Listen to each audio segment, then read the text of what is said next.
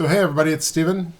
Thought I'd do a short video for Neal at Friday Morning Lameness. He's doing a series on evolution and looking for different viewpoints, and I think probably I have a very different viewpoint than most people do on that, but I think a very well thought out viewpoint. So it could be, I think it will be a very good conversation. I basically agree with the way he's defining as evolution is change through time, but it's a change that's sort of a directed. Right? There's some sort of teleology that's implied in evolution, that this is not a forward backwards is the same thing. This is a forwards type of thing. I would call that a thermodynamic type of thing, the arrow of time in our thermodynamic universe. The major point I would bring in on that is that the thermodynamic universe is founded upon a quantum universe, and the quantum universe does not have an arrow of time. The quantum universe doesn't appear to therefore have an evolution to it. However, that may not be. There are theories in physics that would apply an evolutionary sort of nature also to quantum physics, and it's been known for over 100 years.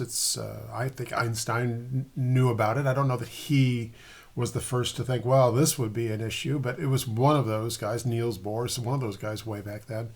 So it's been hanging around, but it's never taken that the quantum has some sort of directed evolutionary point, because then you have to sort of invoke God. Right?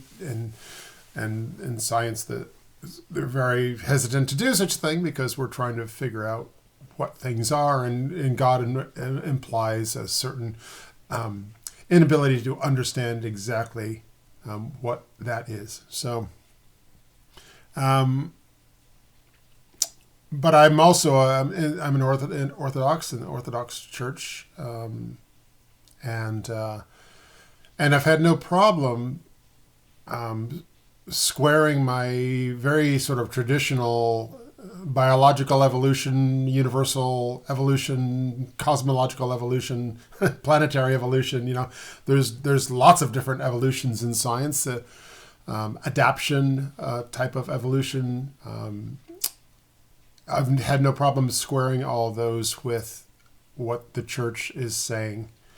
And that's a remarkable thing. It's a very remarkable thing. In fact, I'll say this, that when I was going through the catechumen process to become Orthodox, I wasn't really thinking about it much. I was just noting how it didn't bother me. All these things that I thought in the past I would have big problems with because they wouldn't square with, say, an evolutionary point of view, that the sort of the thermodynamics that's presented in the Bible is seemingly very, very different. But I now no longer think that it is. And what I meant to say was, as I was going through the catechumen process, it didn't bother me. I didn't have any dissonance. And I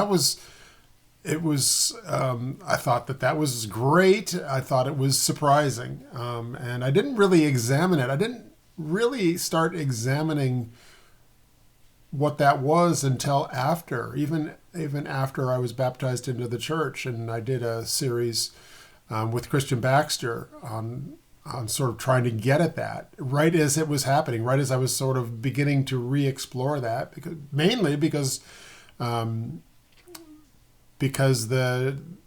church has no problem with you thinking what you want to think.